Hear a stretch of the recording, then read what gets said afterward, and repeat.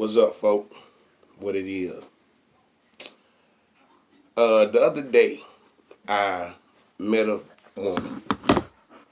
She's an educator, and we was talking. So she asked me my advice on something. And when she asked me, I was like, "That's a good question." The question was this: what advice would I give to somebody who is on Section 8 and they let their boyfriend move in or come in and do stuff at the house and cause them to lose their Section 8 and be homeless? I'm like, that is an awesome question. But it's no advice for that. The reason there's no advice for that is because that's something that's done.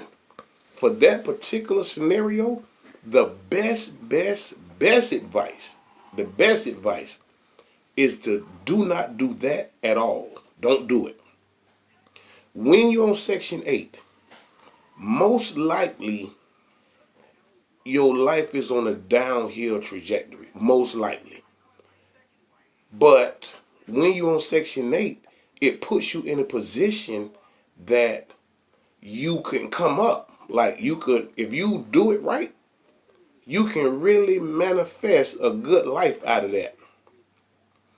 But if you mess that up, which that's what that's doing, messing it up, imagine going downhill from downhill. Imagine that. Imagine you already on a downhill slope and then you go downhill some more from there.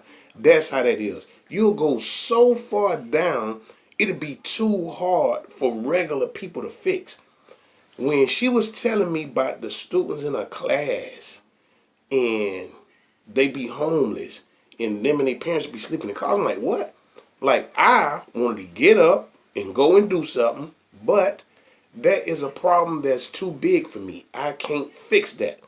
It's a problem that's so big that I don't even try because nothing I can do will even put a scratch in it.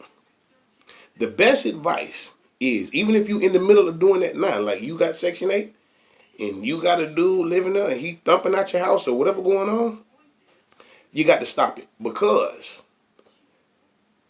you can't, right now you helping them, but you ain't gonna be able to help nobody if all y'all on the sidewalk or something. You can't do it.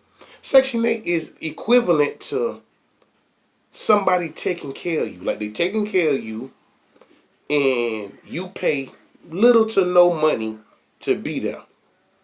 And you you messed that up. You can't do it. It makes no sense. Do not do it. A lot of women, this ain't a jab, this is just the truth. And it's just like this by nature. It ain't nothing that you choose to do. Women are geared to just please men. Like they'll meet a guy and they like the guy. And whatever the guy like, the female be trying to make adjustments to please the guy. You can't do it. Do not do it. Only do the things that you comfortable with doing. Only do that. If it's something that you don't like, you like, what, man, I ain't, and you like want to be with a guy so bad, just be with somebody else. You know how it go. Women meet people just walking down the street. You don't have to do nothing fancy. You don't have to dress up. You can just walk down the street and you can meet somebody. So I don't understand the need and the fixation to always go overboard to please a person. You can't do it. Me personally, I got some things about myself that I don't like. I don't like my voice. I don't like my stomach. I get some things I don't like. But I just don't like them. But it ain't no big deal. I ain't losing no sleep about it. I'm not going to no doctor telling him to take my stomach off. I'm not going to the dude telling him to cut my throat and make me talk like the dude from Green Mile. I ain't doing none of that. You know what I do? I just try to look for somebody that likes that about me. And you will be amazed how many people like the things that you don't like about yourself. That's how it is. Women with flat chests. You don't think it's flat chest lovers out there?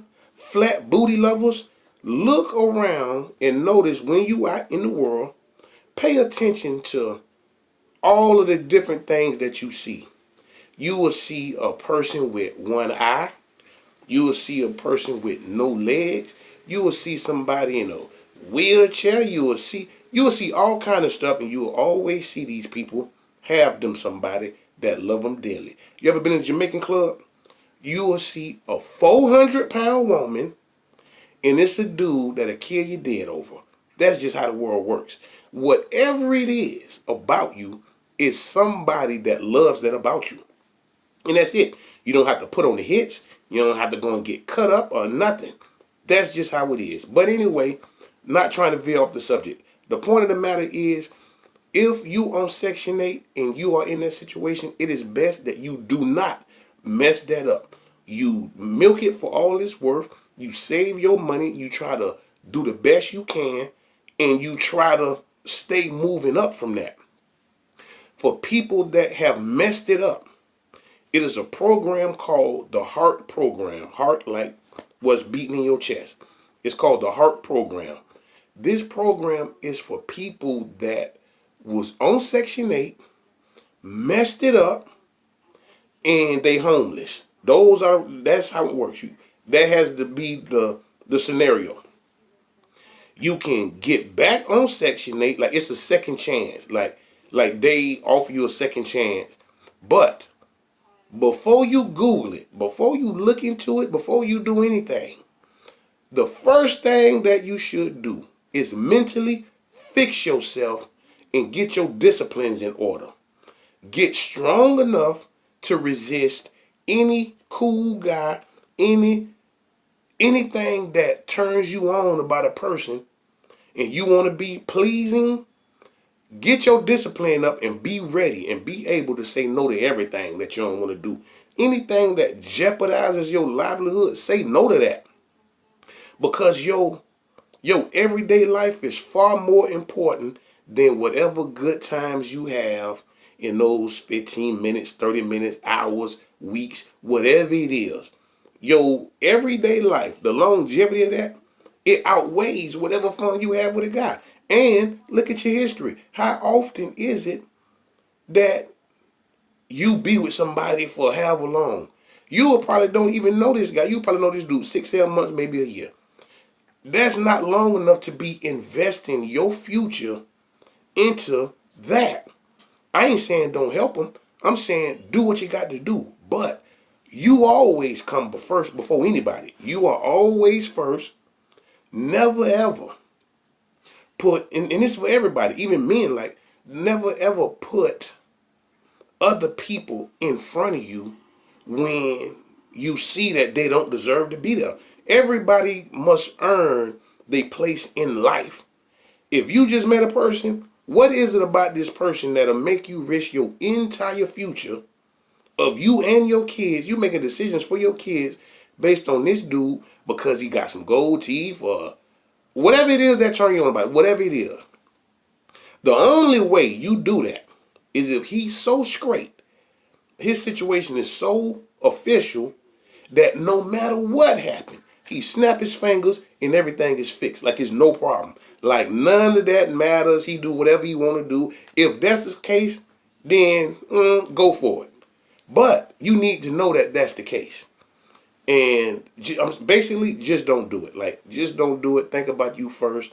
Your kids. I'm telling you, I seen homeless people like sleeping in cars. That shit is not cool. It ain't cool, and it's such a big burden that as much as I like to, there's some people that I can't do nothing for because the problem too big.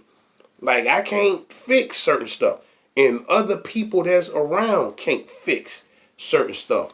That is a problem that's for the government. Like, people that can just cut you a check for years and years and years. That's who that problem is for. You don't want to be in problems that's too big that your own family members can't even really help you. Like, you know what I mean? But anyway, the moral of that story is, man, just do better. Like, that's it. Just do better and make better decisions and better choices, man. Peace.